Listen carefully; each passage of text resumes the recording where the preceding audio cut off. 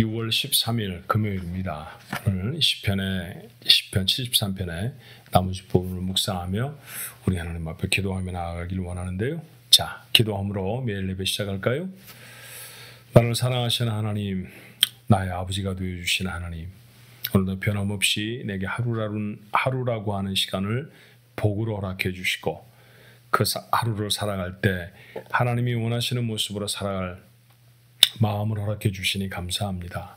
그런 마음으로 주 앞에 예배의 자리에 모였사오니 주님, 오늘 저희들의 예배를 받아 주옵시고 우리에게 마땅히 하셔야 할 말씀을 들려주셔서 우리의 마음에 담게 하여 주시옵시며 또 우리가 하나님 앞에 마땅히 구해야 할 것들도 가리워짐이 없이 간구할 수 있도록 용기를 더하여 주옵소서. 예수님의 이름으로 간절히 기도하옵나이다. 아멘. 찬송가는 433장입니다. 귀하신 주여 날 붙드사 주께로 날마다 더 가까이 저 하늘나라 나 올라가 구주의 품 안에 늘 안기어 영생의 복받기 원합니다. 우리 함께 찬송합니다.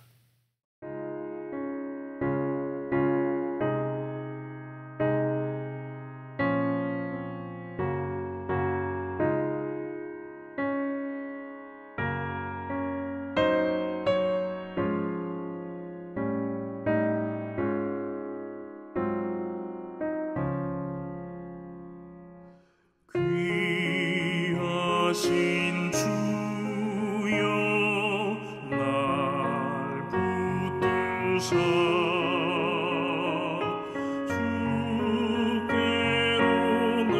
하늘나라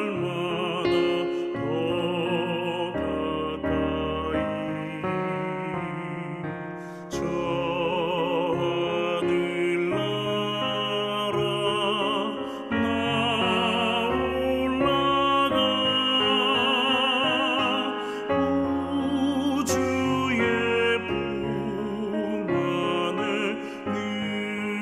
안에 늘 안기어 영생의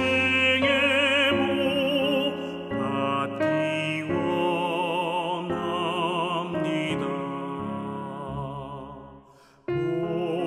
봉헌할 물건 나 없어도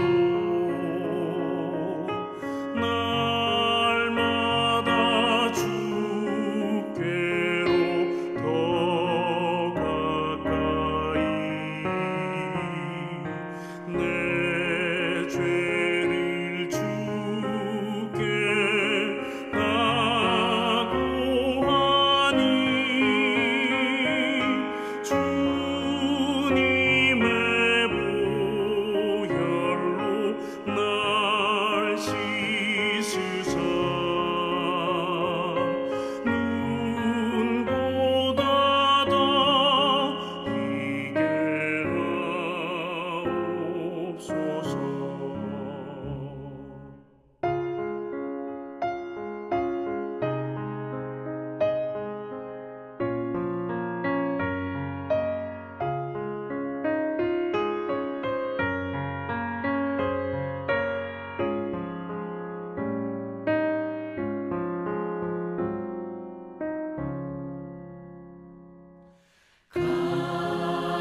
간악한 마귀 날 꾀어도 주 예수 앞으로 더 가까이 이 세상 속한 그 허영심 고주한 생각을 다 버리고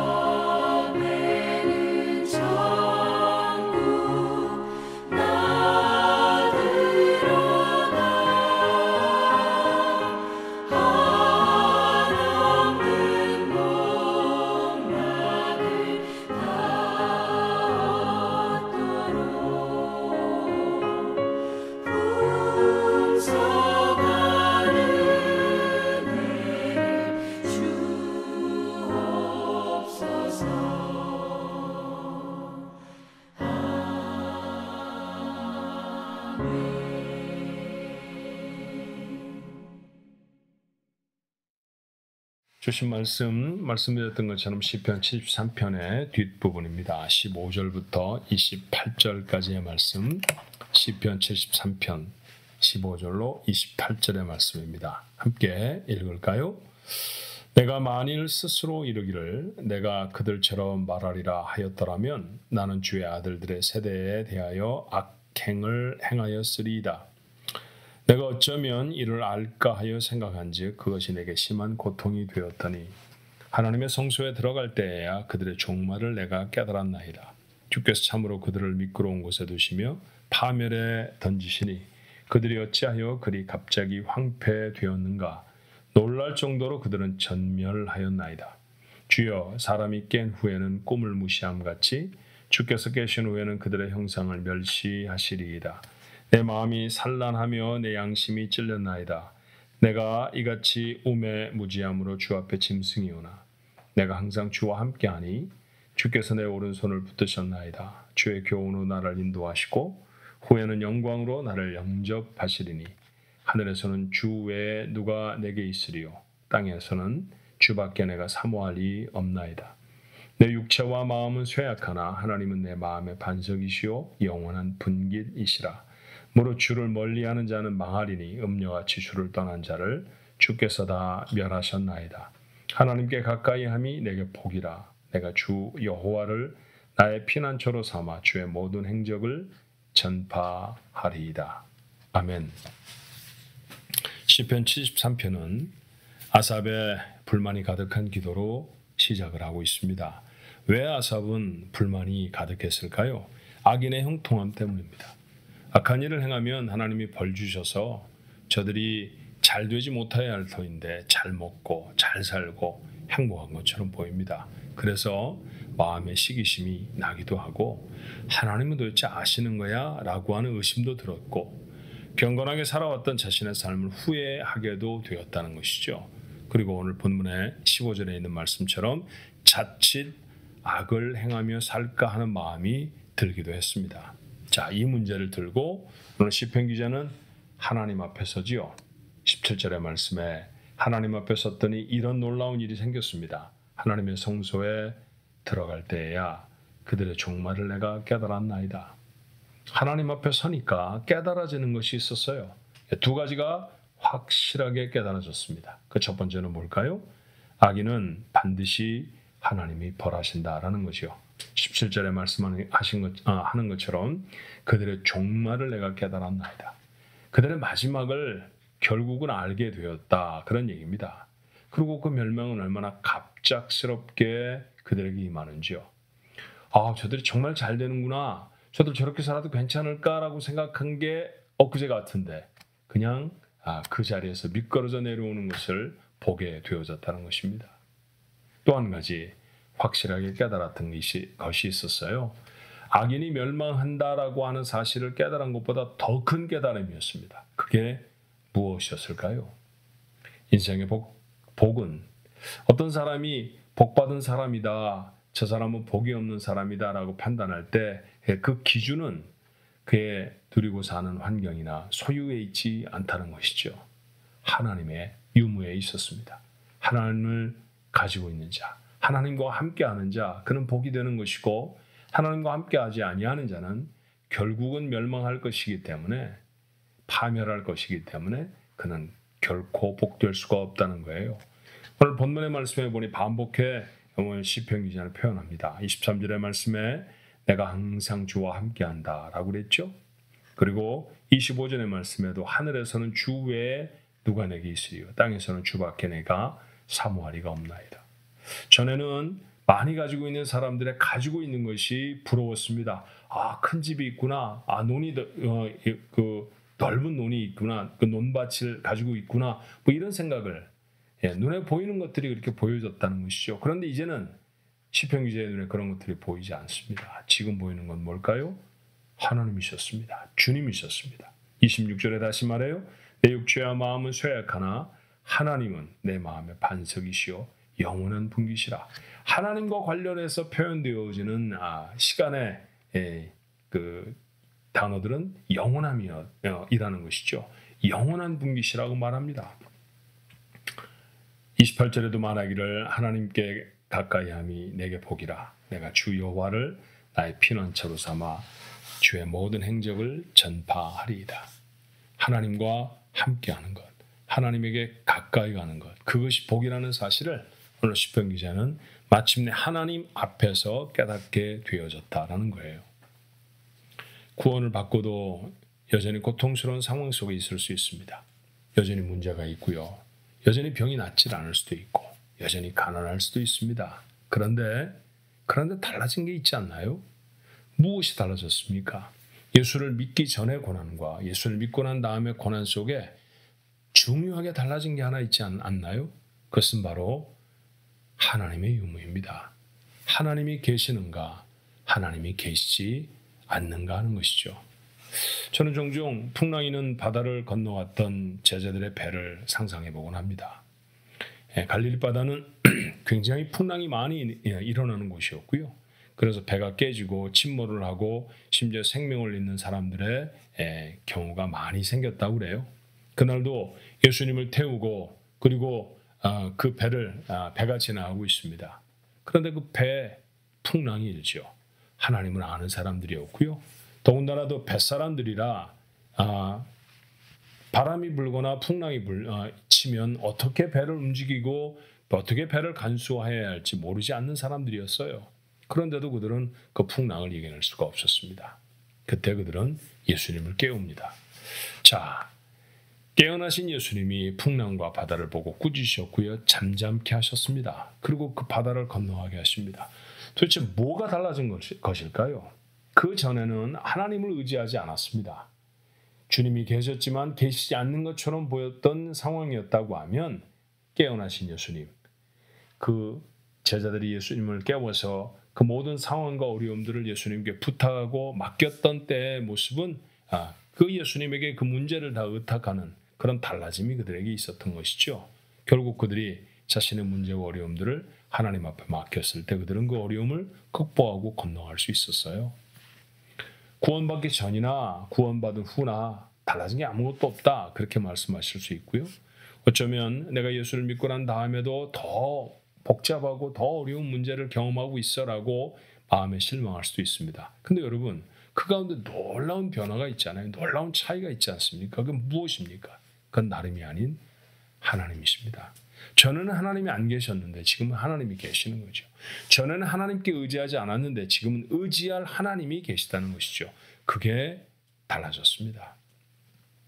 짧은 이 땅에 보이는 삶을 마치면 지금은 보이지 않는 영원한 삶을 내게 주실 그 하나님이 나와 함께 하십니다. 그러므로 이 사실을 아는 사람들은 실망하지 않습니다. 살아가며 내가 얼마나 더 많은 것들을 가지고 있는지, 살아가며 내 삶이 얼마나 형통케 되어져서 내 문제가 해결되어지는지, 그것에 우리의 기쁨과 절망이 놓여져 있지 않다라는 것이죠.